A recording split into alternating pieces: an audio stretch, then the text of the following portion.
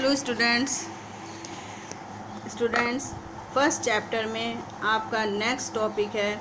अभी तक हमने आपको जो भी टॉपिक्स पढ़ाए हैं उनको रिवाइज करते रहिए, उनको लर्न कर लीजिए। अब उसमें नेक्स्ट टॉपिक है intensity of electric field due to an electric dipole. Okay, कि अब हमें इलेक्ट्रिक डाइपोल के कारण intensity of electric field find out करनी है। ओके, अभी तक हम किसके द्वारा फाइंड आउट कर रहे थे? एक पॉइंट चार्ज के द्वारा। अभी तक जो हमने intensity of electric field find out करी है वो एक पॉइंट चार्ज के द्वारा फाइंड करी है, due to a point charge. But अब यहाँ पर जो इंटेंसिटी ऑफ इलेक्ट्रिक फील्ड हमें फाइंड आउट करनी है वो इलेक्ट्रिक डाइपोल के कारण करनी है।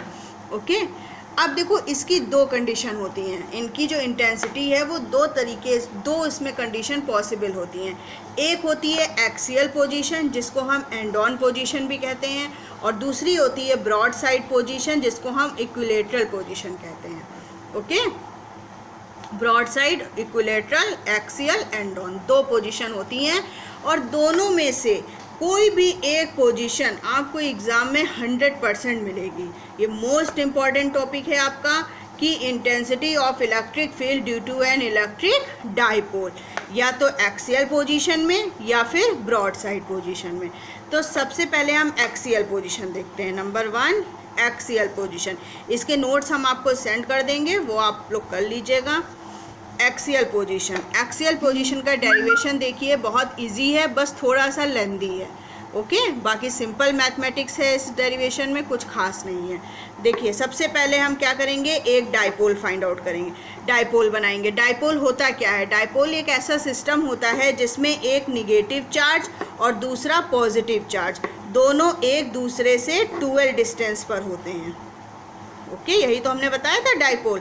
और जिसमें ये सेंटर पॉइंट हो गया O, यहाँ से यहाँ तक की डिस्टेंस L हो गई, यहाँ से यहाँ तक की डिस्टेंस L हो गई। ठीक है, ये डाइपोल हो गया कि एक निगेटिव चार्ज -Q, एक पॉजिटिव चार्ज, दोनों एक दूसरे से 12 डिस्टेंस पर रखे हुए हैं। अब इससे R डिस्टेंस पर एक पॉइंट P है, सेंटर से R डिस्टेंस पर एक पॉइंट P है जिस पर हमें intensity of electric field find out करनी है। ठीक, अब देखिए सबसे पहले अब हम इसमें डायरेक्शन देखेंगे, इंटेंसिटी ऑफ इलेक्ट्रिक फील्ड की डायरेक्शन। तो डायरेक्शन के लिए आप बिल्कुल अपने दिमाग में बैठा लीजिए, बहुत अच्छे से याद कर लीजिए कि निगेटिव चार्ज की जो डायरेक्शन होती है, निगेटिव चार्ज की जो डायरेक्शन होती है वो निगेटिव की ही ओर होती है। Okay, intensity of electric field की डायरेक्शन निगेटिव चार्ज के कारण निगेटिव की ही ओर होती है, और पॉजिटिव चार्ज के कारण चार्ज से दूर होती है।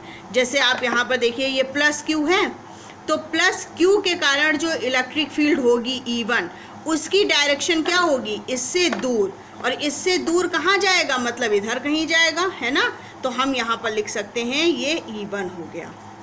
ओके, ये +Q के कारण जो डायरेक्शन E1 है वो पॉजिटिव चार्ज से दूर हो गई E1। ठीक, और ये निगेटिव चार्ज जो है इसके कारण जो डायरेक्शन है वो इसकी ओर हो जाती है, मतलब निगेटिव चार्ज इधर है तो एरो का मुंह इधर हो जाएगा, तो ये हो जाएगा आपका E2। यहाँ पर अगर किसी को कोई भी कंफ्यूजन हो डायरेक्शन में तो प्लीज़ हमें पर्सनल में मैसेज करके आप लोग दोबारा पूछ सकते हैं। ठीक है, कि पॉजिटिव चार्ज की जो डायरेक्शन होती है वो चार्ज से दूर होती है, दूर जाते हुए दिखाई देता है, और निगेटिव चार्ज की जो इंटेंसिटी ऑफ इलेक्ट्रिक फील्ड की डायरेक्शन होती है वो इसके तरफ होती है। ठीक, तो ये E1 हो गया, ये E2 हो गया। ठीक, अब हम निकालेंगे सबसे पहले तो पॉजिटिव चार्ज के कारण intensity of electric field E1 formula क्या हो जाएगा? 1/4πε0। पॉजिटिव चार्ज के कारण हम निकाल रहे हैं तो Q हो जाएगा, Q अपॉन, और डिस्टेंस यहाँ से यहाँ तक की डिस्टेंस कितनी होगी? देखिए यहाँ से यहाँ तक डिस्टेंस हमारी R है, और यहाँ से यहाँ तक L है, तो यहाँ से यहाँ तक डिस्टेंस कितनी हो जाएगी? R - L हो जाएगी। ओके, तो यहाँ पर हम लिखेंगे R - L का होल स्क्वायर, इक्वेशन 1। ठीक, देन E2 निगेटिव चार्ज के कारण इंटेंसिटी ऑफ इलेक्ट्रिक फील्ड, है ना। यहाँ पर आप लैंग्वेज हम नोट्स भेजेंगे उसमें लिखी होगी intensity of electric field due to negative charge E2। E2 कितनी होगी 1/4πε0। इसमें भी देखिए चार्ज Q है, निगेटिव चार्ज भी तो Q ही है, केवल मैग्नीट्यूड लिखते हैं हम, साइन नहीं लगाते हैं। तो Q और डिस्टेंस कितनी हो जाएगी, यहाँ से यहाँ तक की डिस्टेंस R और यहाँ से यहाँ तक की L, तो हो जाएगी R + L का होल स्क्वायर, इक्वेशन 2। ओके, अब एट पॉइंट P पॉइंट पर नेट इलेक्ट्रिक फील्ड कितनी होगी। P पॉइंट पर देखिए डायग्राम में नेट इलेक्ट्रिक फील्ड E1 इधर डायरेक्शन में है, E2 इधर डायरेक्शन में है, तो E = हम क्या लिख सकते हैं, E1 - E2 लिख सकते हैं, क्योंकि दोनों अपोजिट डायरेक्शन में हैं। तो क्या हो जाएगा, E = E1 - E2। अगर सेम डायरेक्शन में होते तो E1 + E2, ठीक है। सेम डायरेक्शन में होना पॉसिबल नहीं है, क्योंकि ये डाइपोल है। डाइपोल में एक निगेटिव चार्ज होता है और एक पॉजिटिव होता है, ठीक। E1 - E2।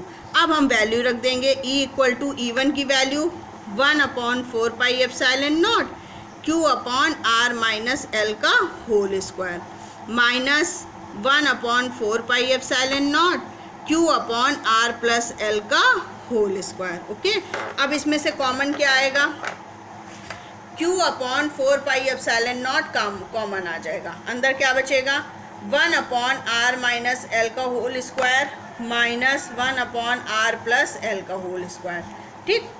अब देखिए जब हम इसका एलसीएम लेंगे तो हम क्या लिख सकते हैं, R² - L² का होल स्क्वायर लिख सकते हैं। बोलिए, इसको हम R² - L² का होल स्क्वायर, ऊपर क्या जाएगा, R + L का whole square minus R - L का होल स्क्वायर। ये आ गया आपका एलसीएम। ब्रैकेट ओपन करेंगे, Q/4πε0 बाहर रहेगा, A + B के होल स्क्वायर का फॉर्मूला लगाएंगे, A² + B² + 2AB minus A², ठीक है, प्लस B² यानी कि -B² और minus minus plus 2LR upon R² - L² का whole square. R² L² cancel out हो जाएगा, आपका क्या बचेगा, Q/4πε0 2LR upon R² - L²। ये आपका आ गया E। अब देखिए यहाँ पर हम लिख सकते हैं कि जो L डिस्टेंस है, डायग्राम में आप देखिए, जो L डिस्टेंस है वो इतनी है और जो R डिस्टेंस है वो इतनी है। मतलब R के आगे L जो है वो बहुत छोटा है, इसलिए हम L को नेगलेक्ट कर देंगे। पहले भी डेरिवेशन में हमने ऐसे कर रखा है। तो L is very less than to R। L जो है वो R से बहुत छोटा है, सो इट इज़ नेगलेक्टेड, इसको हम नेगलेक्ट कर देंगे। अब हमारे पास क्या बचेगा, E = Q/4πε0 to LR upon, यहाँ पर हम क्या नेगलेक्ट करेंगे, L को हमें नेगलेक्ट करना है, ये स्क्वायर था तो आ जाएगा R⁴ आ जाएगा। ओके, अब ऊपर देखिए हमारा क्या बचा, ऊपर हम क्या लिख सकते हैं, 2QL/4πε0 इंटू R/R⁴ लिखा जा सकता है। अब देखिए एक R और एक R कैंसिल हो गया, 2QL की जगह पर हम P लिख सकते हैं, इलेक्ट्रिक डाइपोल मोमेंट, हम आपको पहले बता चुके हैं। तो आ जाएगा P/4πε0 1/R³। तो नेट इलेक्ट्रिसिटी आएगी, वो इंटेंसिटी आएगी, intensity of electric field E = 1/4πε0 P/R³। ये फॉर्मूला होगा एक्सियल पोजीशन में इंटेंसिटी ऑफ इलेक्ट्रिक फील्ड का। एक्सियल पोजीशन का मतलब है, डायग्राम में देखिए कि डाइपोल के एक्सिस में ही जो है वो पॉइंट है, जिस पॉइंट पर हमको इंटेंसिटी ऑफ इलेक्ट्रिक फील्ड निकालनी है वो डाइपोल के एक्सिस में ही है, एक्स एक्सिस में ही है, ठीक है। तो ये हो जाएगी आपकी एक्सियल पोजीशन।